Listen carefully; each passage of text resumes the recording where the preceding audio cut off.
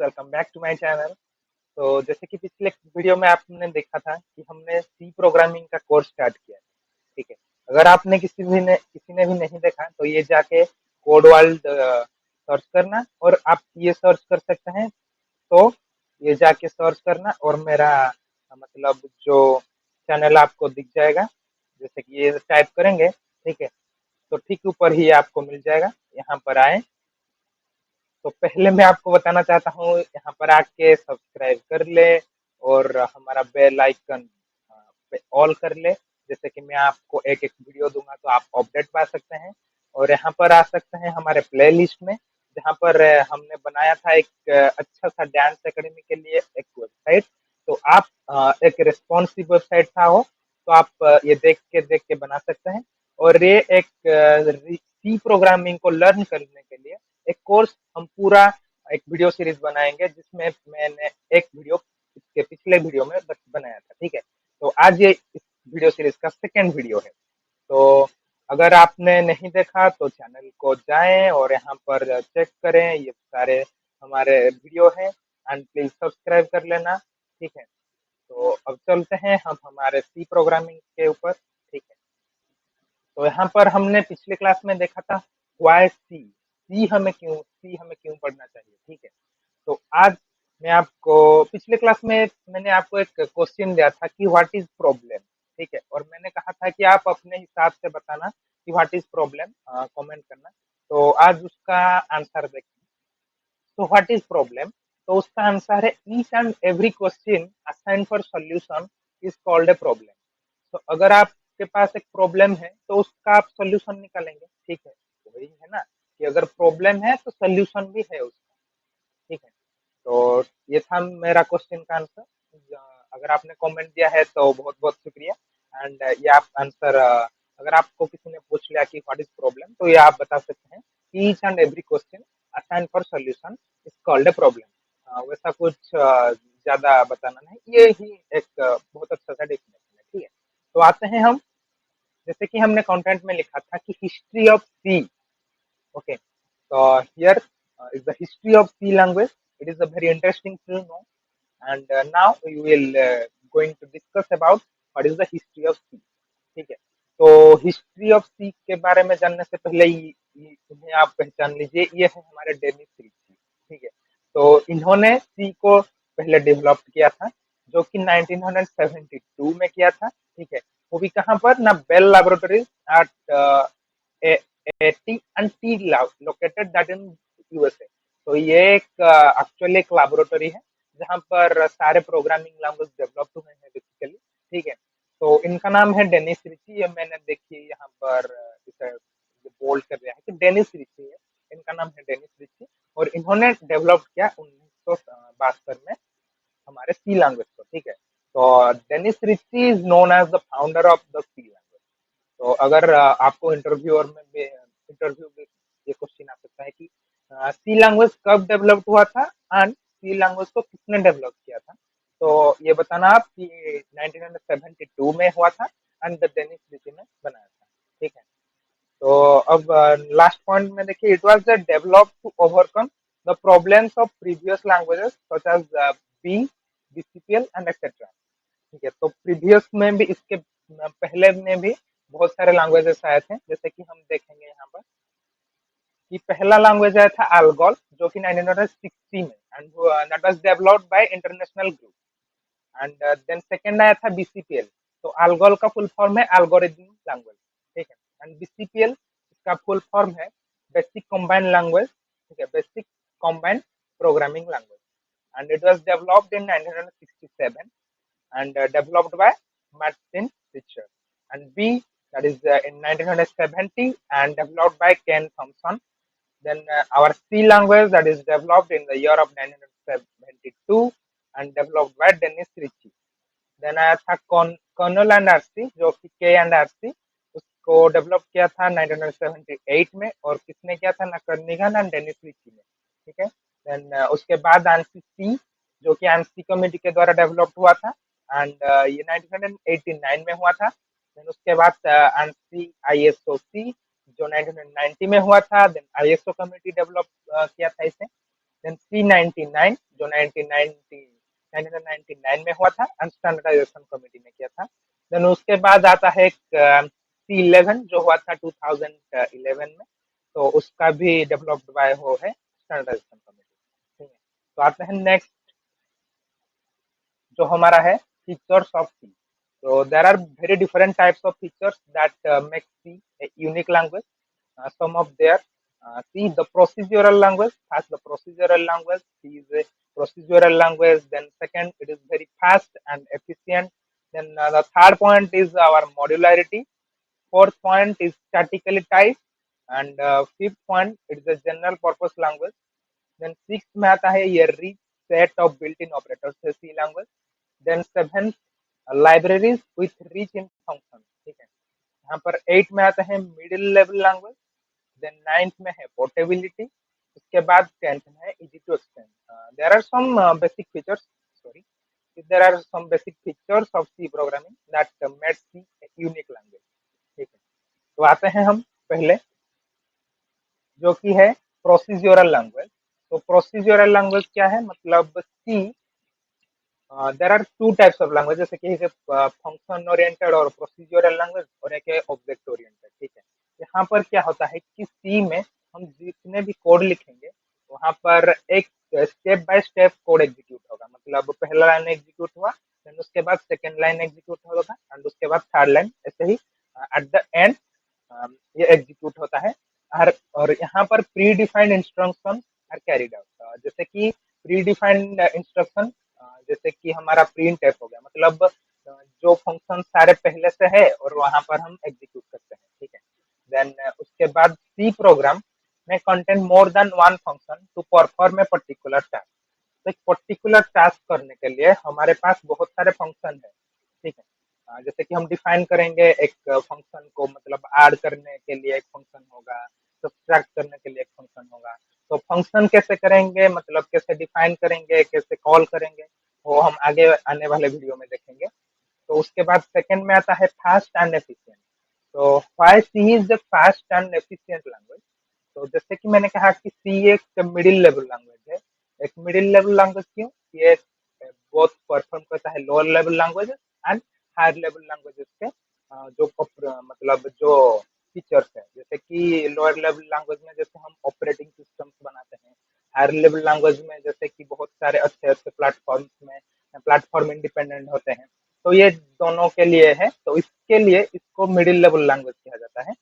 And ये directly हमारे computer के हार्डवेयर को भी एक्सेस करता है, इसीलिए ये बहुत फास्ट है, जो कि दूसरे मतलब जावा पाइथन ये सारे नहीं कर पाते हैं हमारे डायरेक्ट कंप्यूटर के हार्डवेयर को एक्सेस। ठीक है, सेकेंड पार्ट में आता है, ये पढ़ लेना फास्ट वन, कि C programming language as the middle level language provides programmers to access to direct manipulation with the computer hardware, but higher level languages do not allow this। तो जैसे कि मैंने कहा कि हम डायरेक्ट एक्सेस कर सकते हैं हमारे कंप्यूटर के हार्डवेयर को सी लैंग्वेज में, जैसे कि हायर लेवल लैंग्वेजेस में ये नहीं होता है। हमारे पाइथन हो गया, जावा हो गया, इसमें नहीं होता है ये direct access to computer hardware. And that's one of the most reason C language is considered as the fastest to start the learning programming languages. तो इसके लिए सारे प्रोग्रामर्स पहले शुरू करते हैं हमारे सी लैंग्वेज से। Then it's fast because statically type languages are faster than dynamically type languages. यहाँ पर लास्ट में एक पॉइंट है, स्टैटिकली टाइप और डायनामिकली टाइप। तो टाइप लैंग्वेज क्या है, हम देखेंगे बाद में कि टाइप क्या है, डाटा टाइप। जैसे कि हमारा इंटीजर टाइप हो गया, जैसे कि हमने लिया एक नंबर तो एक इंटीजर टाइप हुआ, और एक लिया हमने डेसिमल पॉइंट वाला नंबर जैसे कि 2.3, तो ये एक फ्लोटिंग पॉइंट नंबर हो गया। हमने हमारा नेम लिया, जैसे कि एक characters of group of characters that will be a string, a character. What is the character? Our letters are the characters. So what is the type? वो बाद में देखेंगे। तो ये देखिए यहाँ पर ये स्टैटिकली टाइप है। तो यहाँ पर क्या क्या आ जाता है कि statically type languages that are better और faster than dynamically type. Dynamically type क्या है, जहाँ पर हम हमारा टाइप मेंशन नहीं करते हैं, वो अपने आप रन टाइम में खुद कंपाइलर डिसाइड करता है कि इसका टाइप क्या है। तो टाइप भी देखेंगे हम अगले वीडियो में क्या है। ठीक है, तो आते हैं नेक्स्ट तो थर्ड पॉइंट हमारा है मॉड्यूलरिटी। तो फर्स्ट पॉइंट ये देख लीजिए कि the concept of storing C programming language code in the form of libraries for further future uses is known as modularity. जैसे कि मैं एक कोड करूंगा जहां पर मेरा एक कोड ऐसा होगा कि वो ऐड करता है, मतलब मैं दो नंबर दूंगा वो ऐड करता है, और मुझे ये कोड चाहिए बहुत सारे प्रोग्राम में, ठीक है। तो मैं इसे क्या कर सकता हूँ, ये फ्यूचर यूज में, मतलब अगर मुझे फ्यूचर में कुछ ऐसा काम आ गया कि जहाँ पर मुझे बार बार ऐड करना पड़े, तो ये मैं सी प्रोग्रामिंग के एक कोड को लाइब्रेरीज के तौर पर ले सकता हूँ और वहां पर यूज कर सकता हूँ। तो ये बोल रहा है कि फ्यूचर यूज के लिए हम सी प्रोग्रामिंग के कोड को ले सकते हैं एज अ लाइब्रेरी, ठीक है। then this programming language can do very little on its own, most of its power is held by its library, ठीक है। जैसे कि मैंने कहा कि लाइब्रेरी के तौर पर यहाँ पर आता है, और यहाँ पर बहुत सारे प्री डिफाइंड लाइब्रेरीज हैं, जैसे कि मतलब जहाँ पर बहुत सारे पहले से ही बहुत सारे फंक्शन है जो हम यूज करेंगे, हमें दूसरे हमारा कोड नहीं लिखना पड़ेगा। वो सारे बहुत आगे से, मतलब जिन्होंने डेवलप किया है उन्होंने बहुत सारा कोड लिखा है, तो हमने क्या किया, वो डायरेक्ट फंक्शन को यूज करेंगे तो हमारा आउटपुट आ जाएगा, ठीक है। तो ये रहा हमारा फोर्थ वन जो कि स्टैटिकली टाइप। जैसे कि मैंने आपको कहा था कि इसका स्टैटिकली टाइप जो है वो इजी करता है हमारे सी प्रोग्रामिंग को।